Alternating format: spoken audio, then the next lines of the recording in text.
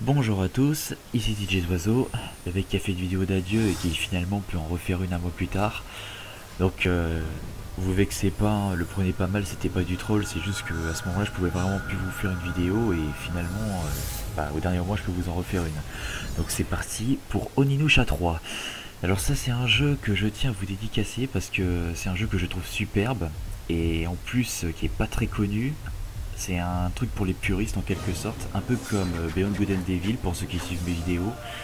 Donc c'est un jeu dans lequel d'ailleurs il y a Jean Reno. C'est d'ailleurs en partie pour ça que j'ai bien aimé ce jeu. Enfin, mais pas que, en fait c'est un univers assez vaste. Je vais vous montrer ça maintenant, c'est parti. Le contexte d'Onimusha 3. Ouais, parce que souvent je dis Onimusha, mais en vrai c'est Onimusha que ça se dit. Bref, donc faut savoir que c'est un jeu qui date de l'époque de la PlayStation 2. C'est un jeu qui aussi est sorti en 2004. Voilà, comme je dis, c'est un jeu vraiment pour les puristes, hein. C'est un truc bien à l'ancienne, bien avant la PlayStation 3, qui est pas très connu. Donc c'est un jeu qui a pas mal de bonnes idées. Donc la première bonne idée qu'ils ont eue, c'est de mélanger le passé et le présent. Car là, comme vous pouvez voir, Samanosuke, notre premier personnage principal, donc lui, il est dans la période passée, c'est-à-dire il est dans l'an 1582 si je ne me trompe pas, et il se fait téléporter dans le présent, c'est-à-dire à l'époque qui est la nôtre, celle de Jean Reno également. Et justement, en faisant les moments, un coup on est avec Samanosuke, un coup on est avec Jean Reno, on se rend compte que finalement, les Genma, c'est-à-dire les ennemis qu'on combat, sont aussi dans l'époque présente. Voilà, parce qu'ils appartiennent au passé, mais ils sont aussi dans l'époque présente. Donc je vais pas vous spoiler pourquoi, hein. Moi, de toute façon, je vous montre que l'univers, je vais pas vous spoiler.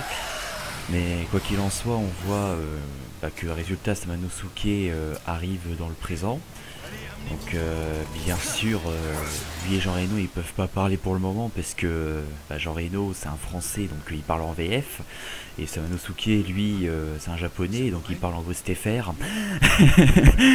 Voilà, et de toute façon ils avaient pas trop le temps de parler parce que directement après c'est Jean Reno qui à son tour se fait téléporter dans l'époque passée.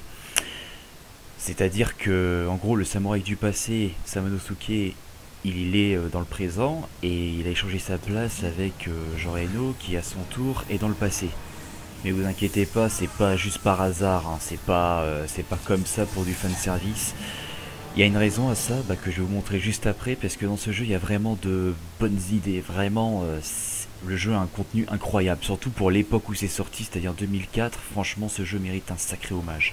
Quoi qu'il en soit, quand Jacques, c'est-à-dire Jean Reno, quand il arrive dans le monde du passé, il est un peu paumé, voilà, il sait pas où il est. Cela dit, il obtient le gant Léonie comme ça, ainsi que le Fouioni.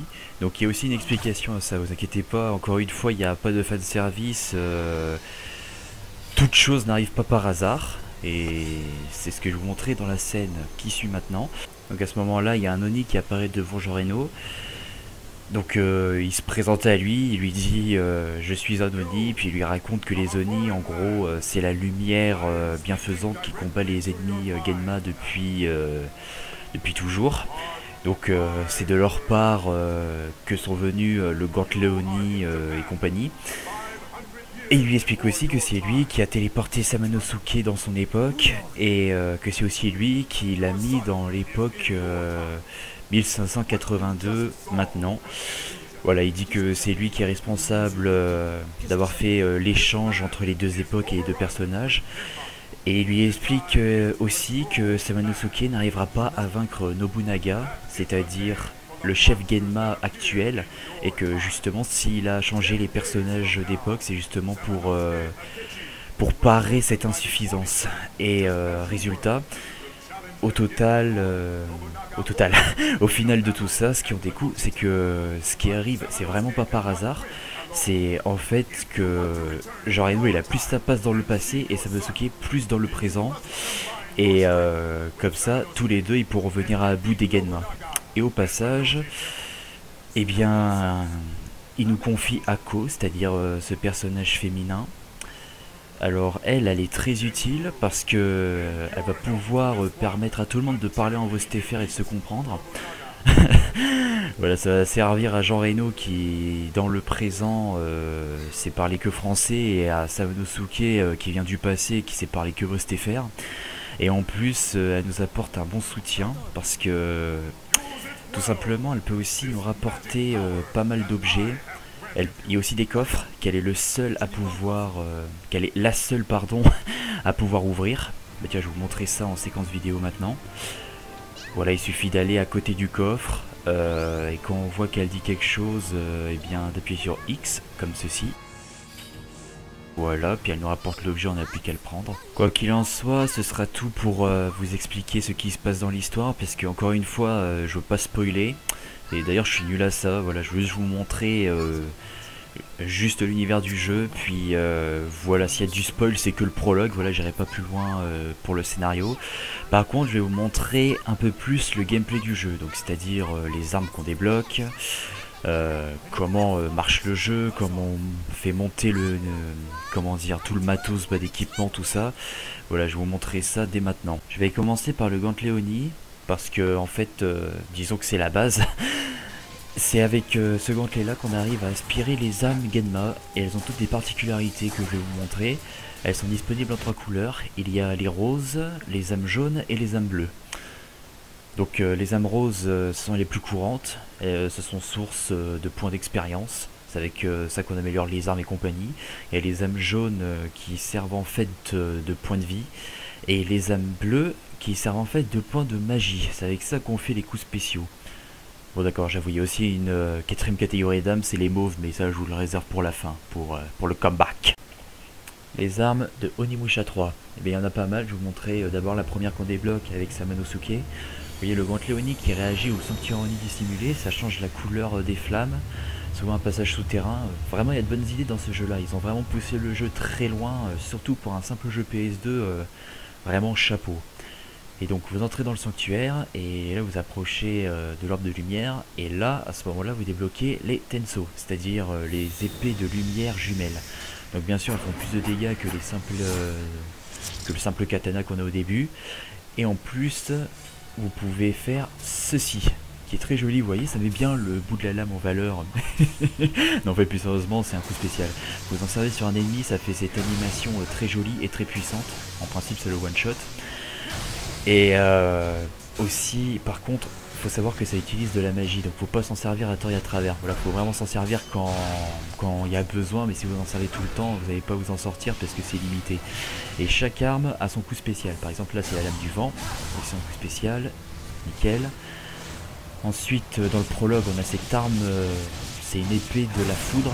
Voilà, qui fait cette animation là, et ça c'est que le prologue, hein. Je laisse imaginer un peu la puissance qu'on a à la fin du jeu quand on débloque les armes d'histoire, franchement c'est démesuré. Voilà, on absorbe les âmes, et si vous regardez à droite là, il y a des âmes bleues qui arrivent, ça va restaurer ma jauge de magie comme j'ai expliqué plus tôt. À un certain moment ils ont mis ça, ils ont mis des sources d'âmes bleues pour restaurer la magie des joueurs, c'est assez sympa. À présent, pour passer à notre bon vieux Jean Reno, eh bien, voici la première arme qui débloque quand il est justement dans le passé. Elle s'appelle l'Enja, c'est une épée du feu télescopique. Franchement, c'est très bien foutu, hein. Vraiment. Voilà, donc vous allez voir aussi son coup spécial que je tenais à vous montrer parce que je trouve que franchement c'est bien fait, surtout pour de la PS2 c'est vraiment pas mal. Voici la deuxième arme qu'il débloque, le Raizen. C'est une double lame télescopique de la foudre. Je vais aussi vous montrer le coup spécial de ceci. Vous avez vu, ça balaye tout le monde sur son passage. Les attaques légères maintenant. Concernant Jean Reno, c'est une succession de coups qui va dans tous les sens. Donc si on se concentre sur le même ennemi, en principe c'est le one shot. Et pour plusieurs ennemis comme ça, on peut en toucher plusieurs d'un coup, c'est très pratique. Et pour Samanosuke, c'est des coups d'épée, et si l'ennemi se prend tout le combo, normalement il en périt. Voilà, là j'ai les âmes, c'est-à-dire qu'il est bien mort. À présent, les attaques chargées. Les attaques chargées, ce sont les attaques dont je me sers le plus parce que tout simplement elles font plus de dégâts. Et aussi elles varient beaucoup de Jean Reno à Samanosuke. Donc je vais d'abord vous montrer ce que ça donne avec Jean Reno. Jean Reno, lui, tout simplement, avec son fouet, il peut ligoter ses ennemis, ce qui permet de les immobiliser en même temps de leur faire des dégâts. Par contre, on est vulnérable à ce moment-là, c'est-à-dire qu'il faut éviter de le faire quand un autre ennemi nous fonce dessus, sinon on se prend un coup et l'effet du fouet, du ligotage disparaît. De plus, on reconnaît pas mal le côté télescopique des armes de Jean Reno, parce que même si je reprends le Ryzen, ce qui est le cas actuellement, eh bien je peux toujours ligoter les ennemis et faire ces actions de ligotage. Donc voilà, pas de souci, on peut passer d'armes plus puissantes et continuer à faire ce coup chargé. Par contre, le concept de charge n'est pas le même pour Samanosuke, car lui il ne ligote pas ses ennemis. Lui en fait, il concentre sa puissance dans son épée et ensuite il la rejette sur ses ennemis. Voilà, c'est de la force pure et dure. Et quand c'est pas trop amélioré, on peut achever l'ennemi au sol comme ça. Et quand c'est amélioré, les armes, là par contre faut partir se planquer. Parce que là par exemple avec une charge de niveau 2, j'arrive à me faire 2 ennemis en une seule charge alors que c'est des ennemis de fin. Et là une charge de niveau 3, je me fais l'ennemi tout seul, tranquille. Voilà, donc vraiment quand je dis qu'il faut pas s'inquiéter, voilà, une charge de niveau 2 ça tue un ennemi comme ça d'un coup. Parce que les armes ça s'améliore assez vite et on voit bien la différence qu'il y a. Bah là, il n'y a qu'à voir comment je gère le truc, c'est presque trop facile. À présent, un dernier aspect du combat que je voulais vous montrer, ce sont les coups mortels. Donc les coups mortels, ils sont très difficiles à faire, mais quand on les fait, on est assez fiers de nous. Il y a deux façons de les faire. Donc la façon la plus facile, entre guillemets, c'est en fait de contre-attaquer juste après avoir paré un coup au dernier moment. Bah, comme je vais vous montrer là, si vous regardez bien, là le coup que j'ai paré, il y a une espèce d'éclat blanc. Et vu que j'ai pensé à réattaquer tout de suite après, tout de suite ça a fait un coup mortel. Ça a fait un grand flash et clac. Voilà, bah là d'ailleurs je l'ai fait 2 fois d'affilée. C'est assez rare qu'on arrive à faire ça. Merci Ako pour l'objet aussi.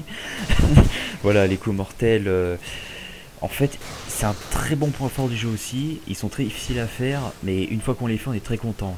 Et en dehors de parer les coups et de contre-attaquer juste après, la deuxième solution pour en faire un, c'est d'attaquer un ennemi juste avant que lui il vous attaque. Alors ça aussi c'est très chaud à faire, mais quand on le fait on est assez content. La preuve en image, en plus c'est un beau spectacle, l'animation est très bien foutue je trouve.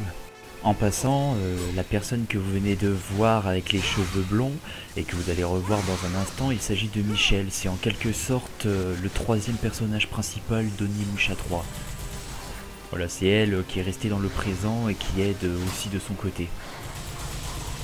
Donc on approche presque de la fin de la vidéo, presque.